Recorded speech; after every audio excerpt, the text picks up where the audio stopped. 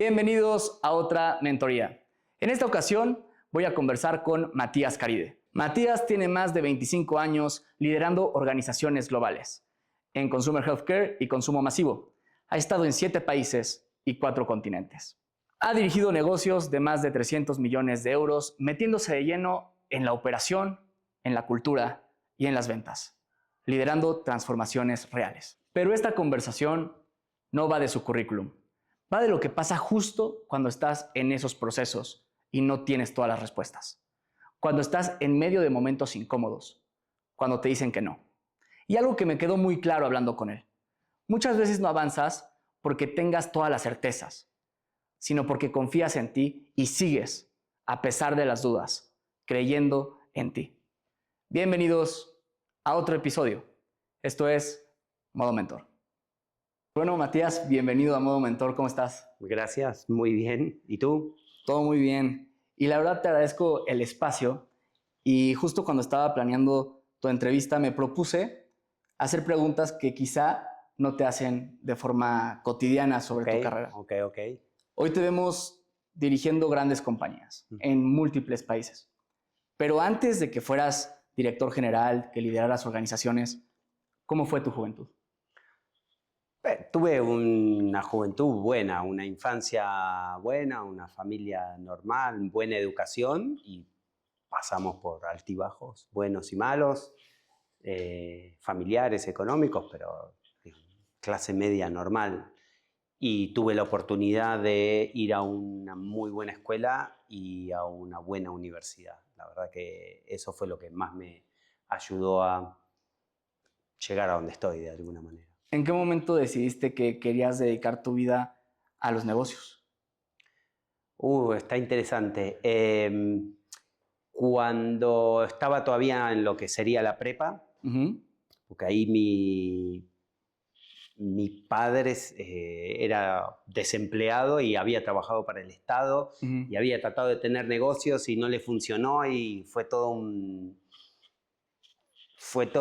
muy raro. Y yo estaba haciendo en la prepa una especialización en comunicación, comunicación social. Y es como que fue la primera vez que me acerqué a los negocios y dije, bueno, pues está interesante. ¿Y cuál fue el primer trabajo en el que realmente empezaste a estar en la calle y empezaste a ver cómo funciona un negocio, no nada más en la parte ejecutiva, sino ya a ras de suelo? Bueno, mi primer trabajo fue de merchandiser, o sea, iba a los supermercados, las farmacias, me tocaba limpiar anaqueles, ordenar productos, cambiar el precio, ir a la bodega, hacer los pedidos, así que me pasé 2 años caminando en la calle, literalmente. Algo que también pensaba es que hay gente muy talentosa que no despega, ¿no? Sí. O sea, que quizá no está a la altura del talento que tuvieron. Sí. ¿Qué decisión tomaste a tus 20 que fue medular para poder estar hoy donde estás? No fue una, te diría que fueron varias. Empezando por chambear. La verdad es que pues yo hice toda la universidad trabajando, o sea, desde que empecé el primer año en la universidad ya empecé a trabajar y el trabajo a uno le enseña muchas cosas, ¿no? La universidad es muy importante porque te da el marco teórico, te da las herramientas, pero después hay que saber ponerlas en práctica y eso para mí se hace chambeando. Entonces la primera decisión fue a darle duro, mucho tiempo porque se aprende, ahí es donde uno aprende, pero además conoce gente. Y ahí viene la segunda, si querés, decisión que fue descubrir quiénes eran esas personas de las cuales podría aprender más. Y ir conociendo, ir juntándome. Y por último, no darme por vencido. Esa fue la tercera decisión. Tuve, como todas las personas, momentos más difíciles, menos difíciles, dudas, encrucijadas, pero saber lo que quería y decir eso es lo que quiero lograr y no darme por vencido fue la tercera gran decisión. Y eso me liga a otra pregunta, porque en otra mentoría que tuve con Christian Podlesker, yo le hacía la broma de que yo empecé como asistente de alcalde y cuando me hice alcalde vi al presidente y dije, pues yo quiero llegar a ser presidente. En una mentoría que tuve durante todo el periodo que trabajamos juntos, yo te pregunté, ¿en qué momento tú sabías que querías llegar a ser director general? Y tú me dijiste que lo tenías muy claro desde muy joven. Sí. ¿Cómo lo tuviste tan claro? ¿En qué momento tú dijiste, yo estoy para jugar en grandes ligas? A ver, creo que fueron 2 momentos y qué bueno que lo tocaste con Christian porque Christian creo que también es un muy buen ejemplo de mentor y de desarrollo de carrera. En mi caso fue la primera vez que entré a trabajar en una oficina o en un corporativo.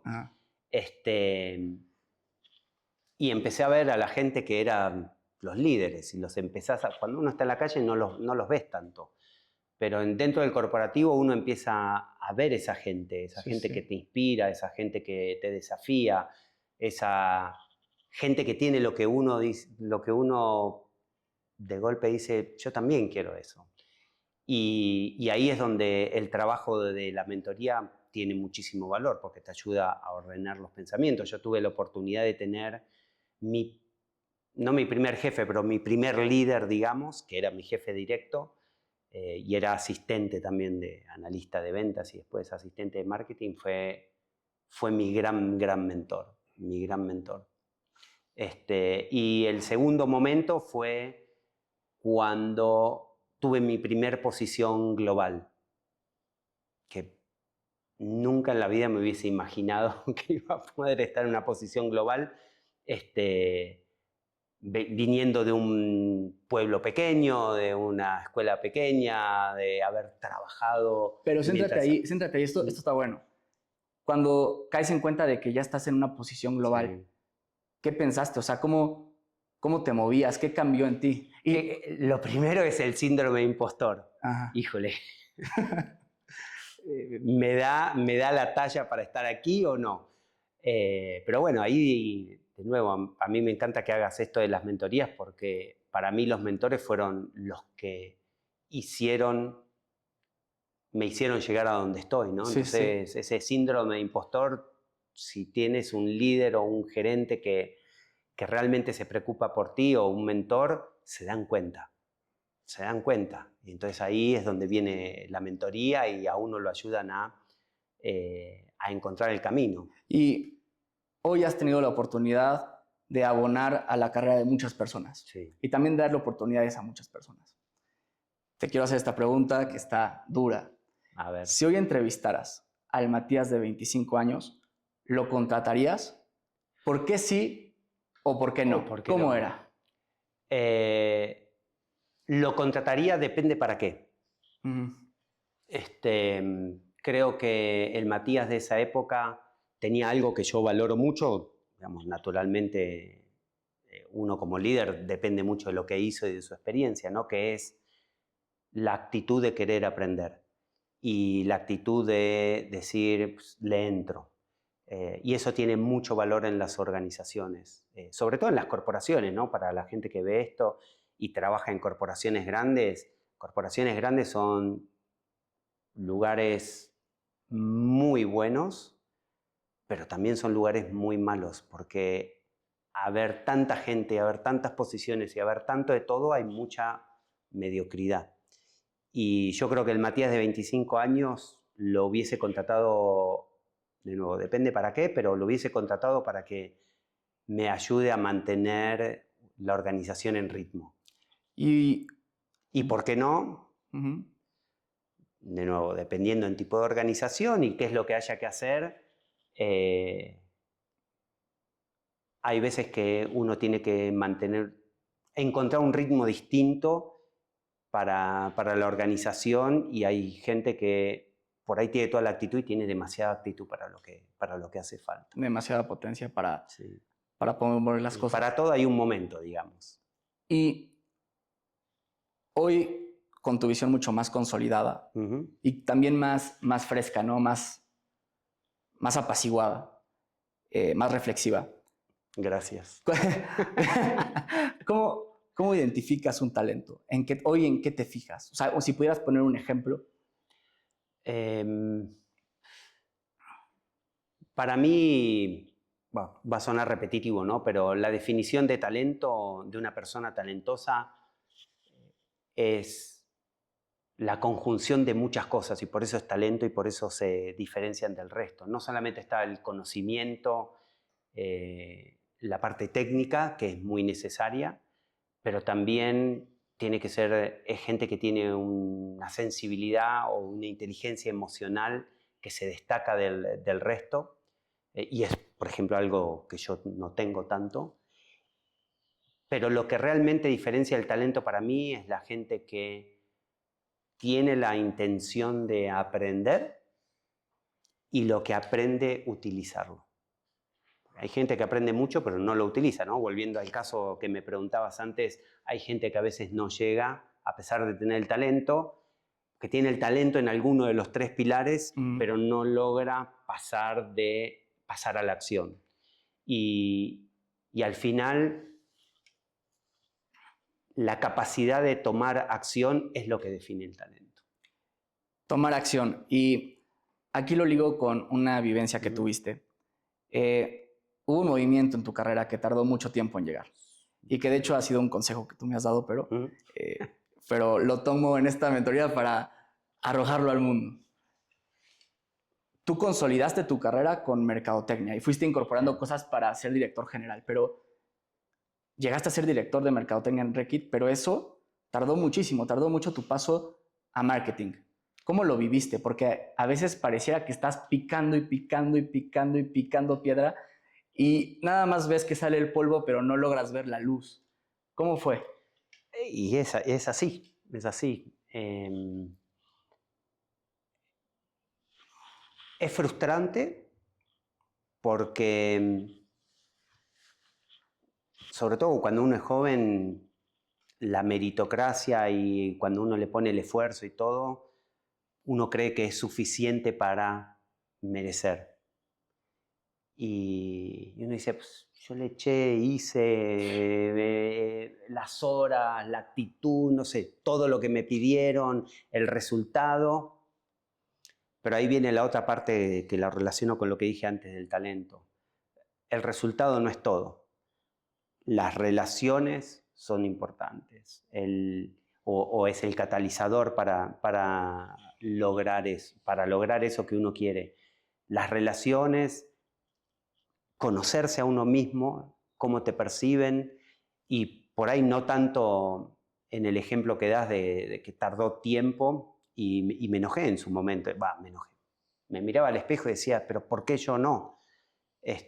Hasta que llega alguien y te dice, te da la retroalimentación, el feedback y te dice, y a mí me dijeron, Matías, es que nos agotás a todos, por ejemplo. Entonces, ¿de insistente? Y de presionar a todo el mundo y dar el resultado y aprender y esto y tratar de ir por ahí demasiado rápido y no leer el contexto. Y uno es producto del contexto. Es como la educación. Entonces, sí hay que estar, creo yo, constantemente logrando que alguien te dé feedback, que te dé retroalimentación para entender qué es lo que te está faltando. Si uno ve, si vos ves a tu persona o a tu rol y analizás cuáles son las variables clave para el éxito, imagínatelo como un pentagrama.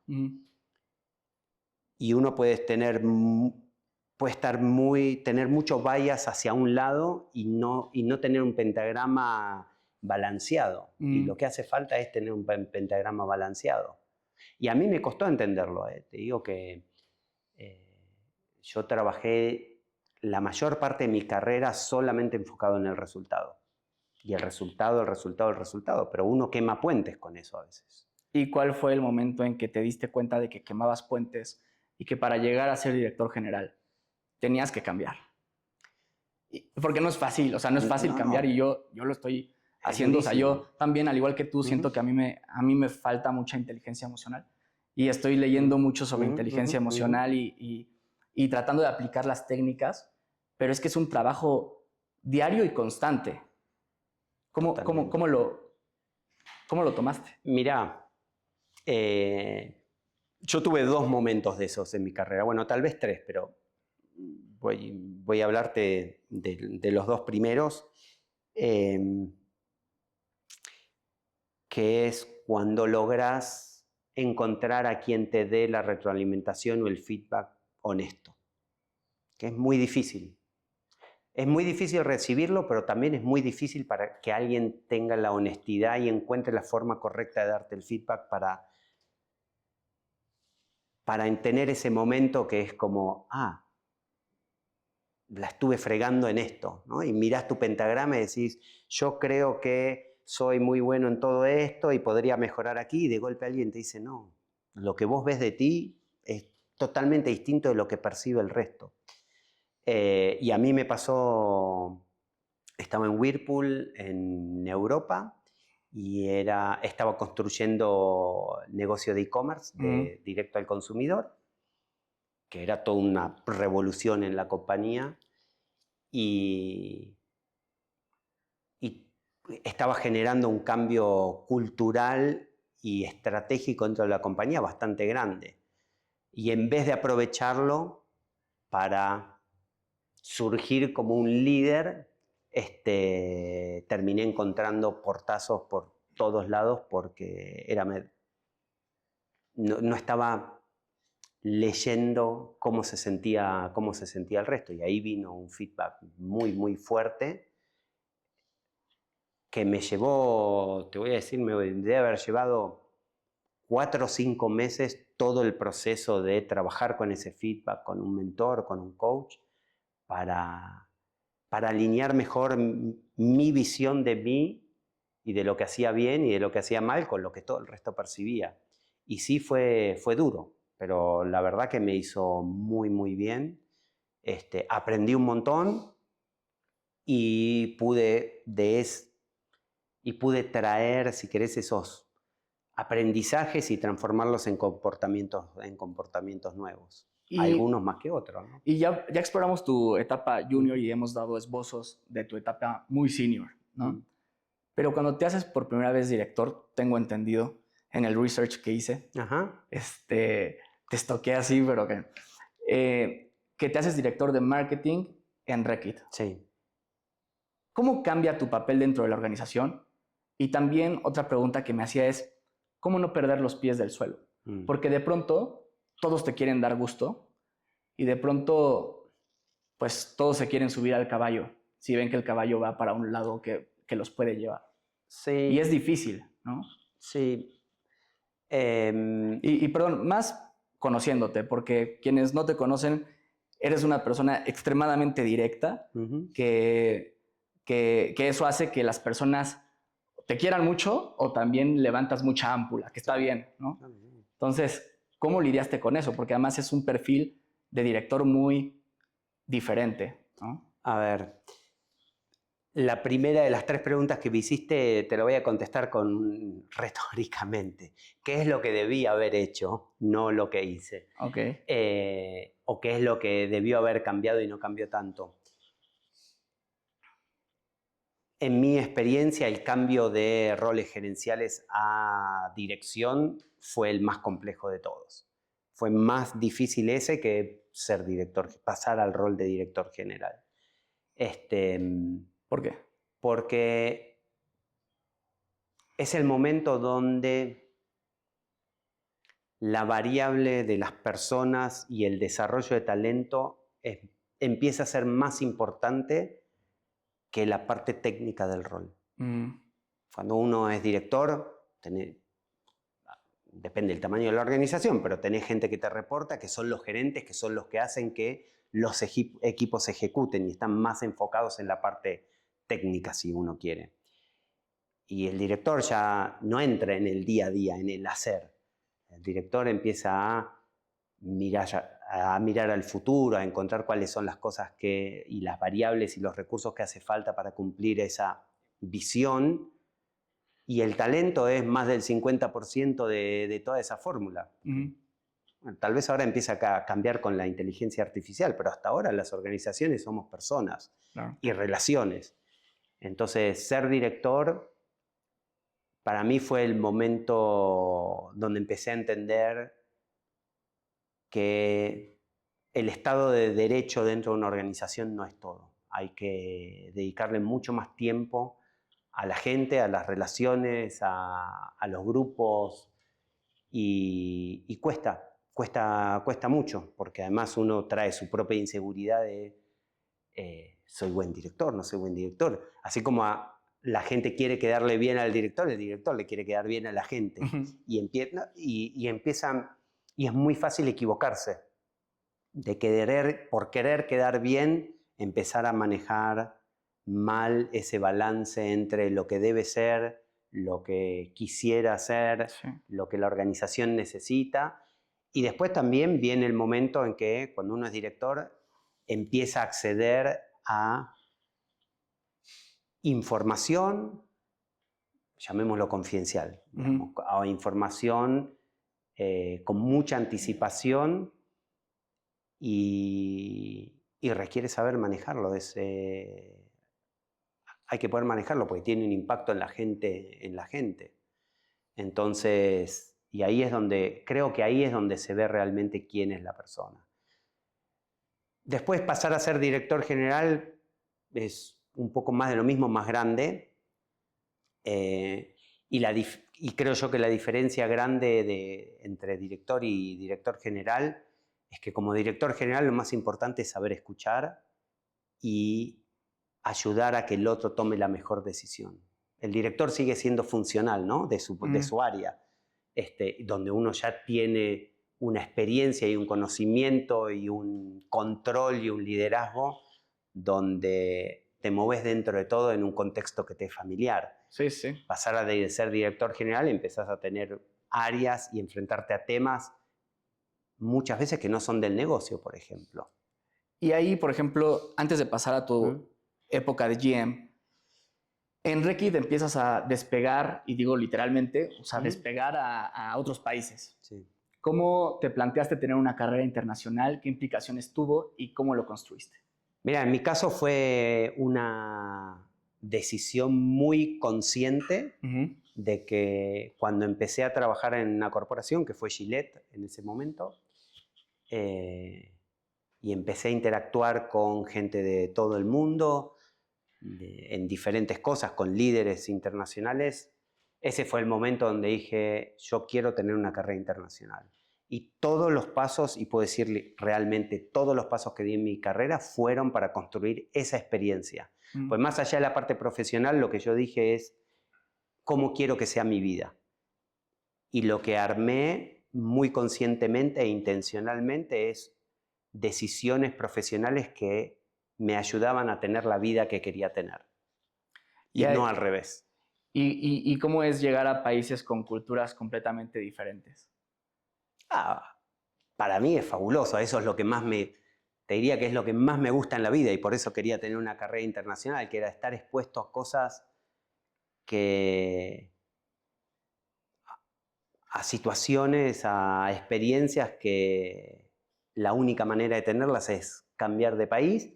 Y lo otro es el desafío personal que eso significa, ¿no? Es el momento donde uno más aprende, cuando caes en un ambiente donde nada de lo que, o muy poco de lo que traes de experiencia te va a servir, porque tenés que adaptar, uno tiene que hacer el esfuerzo de adaptarse y no el resto a uno. Entonces para mí fue muy intencional, y esa decisión vino amarrada de un descubrimiento de mi persona. Yo descubrí que temprano, por suerte en mi carrera, que soy lo que denomino un explorador. Siempre voy a ser de las personas que quiere ir primero, pero no por ser primero, sino por descubrir, por la ansia de descubrir, algo nuevo.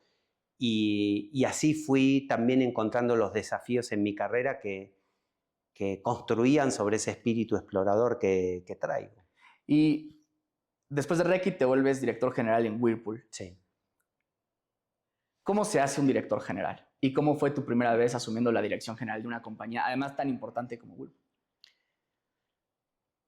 ¿Cómo se hace? Primero y principal, teniendo a alguien que crea en ti, más que nada. Nadie está preparado para el próximo puesto, nunca, ¿no? Siempre te va a faltar mucho.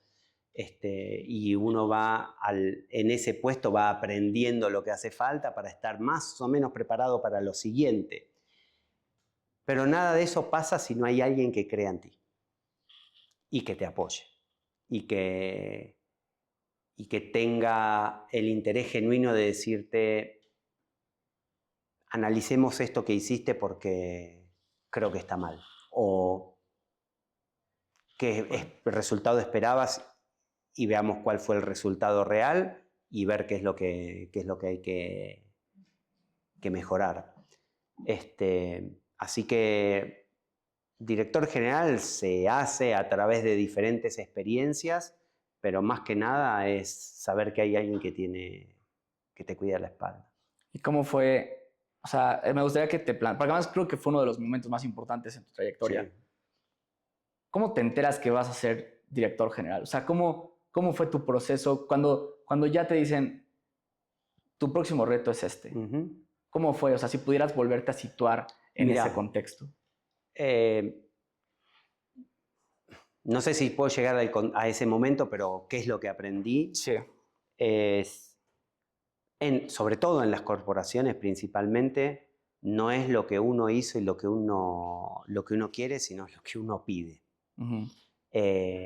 Hay mucha gente que quiere una posición. Entonces, saber comunicarlo y tomar los pasos necesarios para poder ser considerado es importante. A nadie, o en general, no nadie por ahí es demasiado exhaustivo, pero en general las personas cuando lo logran no es una sorpresa. Hay muy poco elemento de sorpresa. Si es una sorpresa, hay algo que no hiciste bien. ¿Verdad? Sí, sí. Entonces, el momento para mí, bueno, obviamente es muy gratificante y fue, como es en todas las corporaciones, te llama tu jefe o tu jefa o quien sea y te sienta y dice, bueno, como ya sabés, está este proceso y participaste y qué sé yo, y tomamos la decisión de que seas, bla, bla, bla. ¿Y festejaste o no? Sí, obvio. ¿Y cómo no perder los pies del suelo? Porque creo que también hay muchas tentaciones cuando tienes éxito, ¿no? Obvio, claramente. ¿Crees que alguna vez pudiste haber estado más volando más? Mira, es difícil criticarse a Sí. uno mismo, ¿no? Sí. En general creo que he tenido los pies en la tierra a lo largo de toda mi carrera por tres cosas. Primero, la educación que recibí en mi casa. La segunda, la familia que tengo. La familia a mí me ayuda, me mantiene todo el tiempo, si querés, con los pies en la tierra. Y el tercero es, yo nunca tuve, y esto es de experiencia, nunca tuve grandes saltos en mi carrera. Si vos ves mi carrera, son pequeñas progresiones, constantes pequeñas progresiones. Entonces, en ningún momento tuve o la fama o el pot of gold, digamos, para decir, ahora... Bueno, en tu última experiencia apareciste en muchos periódicos. Pero, sí, gracias a ti. Pero ahí, otra duda que tengo es, mencionabas que hay que manejar de forma muy cautelosa la información confidencial. Sí. Y uno piensa que los directores generales únicamente están destinados a hacer crecer el negocio. Sin embargo, tú tuviste una experiencia muy particular y creo que demasiado particular. Te tocó liderar el cierre de operaciones en Turquía de Whirlpool. ¿Cómo lideras un proceso que impacta en la vida de tantas personas de una forma profesional, pero también humana? ¿Qué aprendiste de ti? ¿Cómo fue esa experiencia? Mira, sin duda fue una experiencia especial. No solamente por lo que estás comentando, que es totalmente cierto, sino por lo que me tocaba aprender, ¿no? Y yo, por suerte, cuando llegué a ese desafío, llegué sabiendo cuál era el desafío. Entonces tuve tiempo de prepararme y de tener un plan de alguna manera.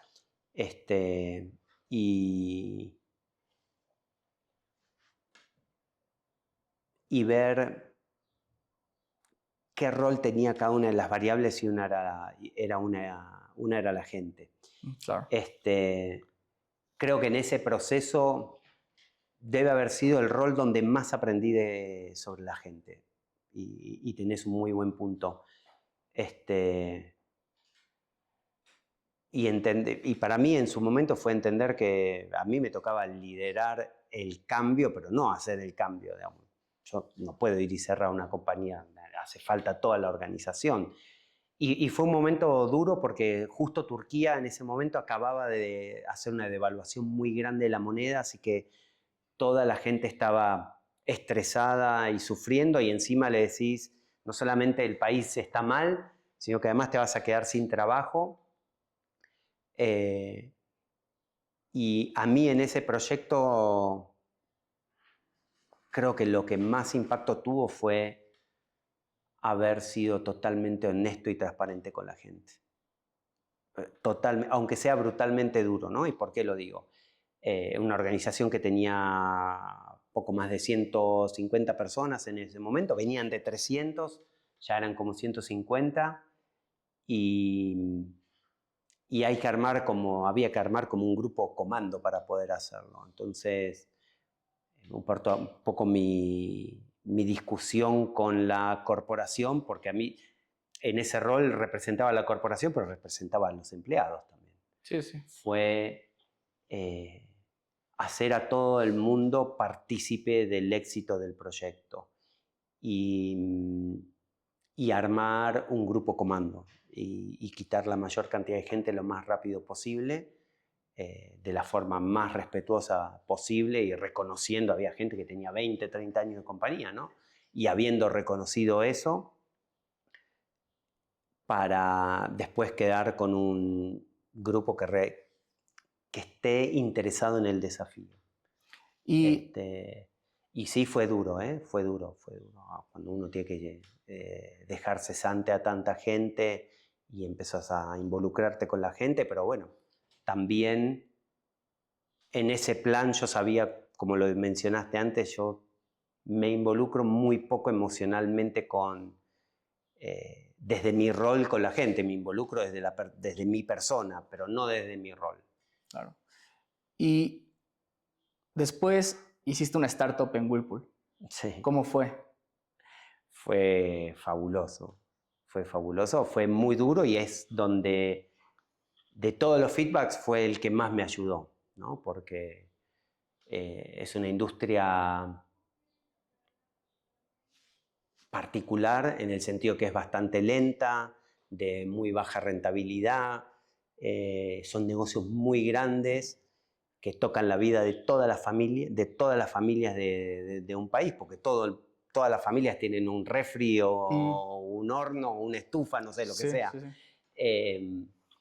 Y en ese momento Whirlpool en Europa era una corporación muy grande,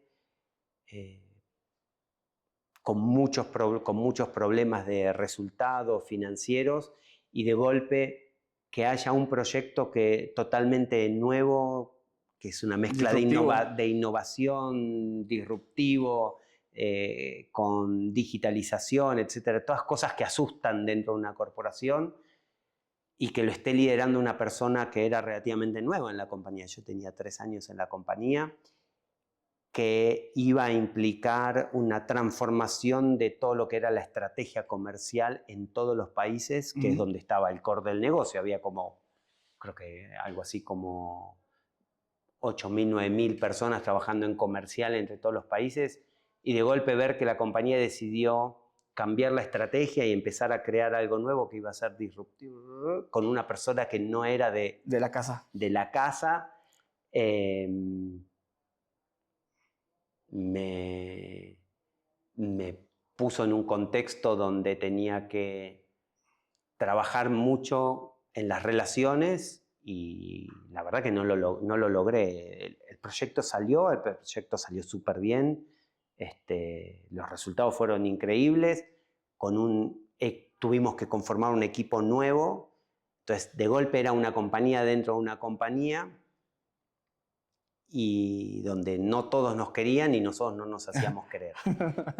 Pero bueno, ahí vino el feedback ese que te contaba antes, que para mí fue un pivote en mi estilo de liderazgo, ¿no? Estamos llegando... Sí, perdóname, sí. y déjame cerrarlo. Cuando digo un pivote en el estilo de liderazgo y en el liderazgo en sí es no solamente liderar a la gente que le reporta a uno de alguna manera, sino el líder realmente se encuentra en las personas que tienen impacto y son capaces de generar el apoyo de gente que formalmente no tiene relación con uno. Tener capacidad de influencia dentro de la organización. Exactamente. Estamos llegando al cierre de la entrevista. Nos está comiendo el tiempo, pero hay 3 preguntas que quiero hacerte. La primera es, hablabas de tu estilo de liderazgo. Sí. Hoy, ¿cómo te definirías como líder? Mira, para mí el estilo de liderazgo depende del contexto. Si uno tiene un solo estilo de liderazgo, hay muchas situaciones en las cuales no va a funcionar. Y uno puede ser un líder muy empático y que está muy bien para una compañía, o en un contexto, o puede ser un líder muy directivo, que es lo necesario en otro tipo de contexto. Entonces yo hoy, en general, digo, no tengo un estilo de liderazgo particular, porque depende del contexto y de cuál es el desafío que hay que tener. Y lo mismo dentro de la organización, cómo uno se relaciona con los diferentes equipos se tiene que adaptar. Y hoy, después de haber estado en 7 países, 7, sí. 7 países, haber sido director de marketing, director general, haber liderado transformaciones, ¿qué le dirías a ese Matías que estaba picando piedra para poder moverse a marketing sin saber, o quizás si lo sabías, que ese movimiento iba a ser no lo sabía. Un parteaguas? No lo sabía. Y le diría 2 cosas. Lo primero es todo lo que uno hace y todo lo que uno aprende en algún momento te va a servir. En algún momento te va a servir. Nada está desperdiciado. Por eso también busqué tener experiencias lo más diversas posibles, ¿no? Tipos de proyectos, países, compañías, etc. Y el segundo es, si vos no crees en vos, nadie lo va a hacer por ti. Solamente depende de que uno crea que puede y esté dispuesto a hacer el sacrificio que eso requiere. ¿Ese Matías llegaba a dudar? ¿A dudar? Sí. Sí, uno siempre duda, pero nunca, y podemos preguntarlo a toda la gente con la que trabajé en esa época, siempre fui una persona que buscó ser lo más segura de sí mismo. Y por último, hoy ya con los años, ¿cómo te gustaría ser recordado como mentor? Me gustaría ser recordado como una persona que ayudó a las personas a las que le dio mentoría a lograr lo que no pensaron que podían lograr. Muy bien. Pues Matías, te agradezco muchísimo que te hayas tomado el tiempo. Sabes que siempre disfruto mucho estas conversaciones y bueno, ¿qué te pareció estar en modo mentor? No, me encantó y, perdón, dije no y en realidad debería hacerlo con un tono afirmativo. Gracias, me encantó y sobre todo me gustan las preguntas que te hacen reflexionar. Al final de la reflexión sale el aprendizaje, ¿no? Así que espero que te sirva, que le sirva a tu audiencia y definitivamente cuenta conmigo. No, muchísimas gracias, estoy seguro de que sí. Pues bueno, este fue otro capítulo más en Modo Mentor. Gracias por estar con nosotros. Nos vemos en la siguiente. Fer, un placer.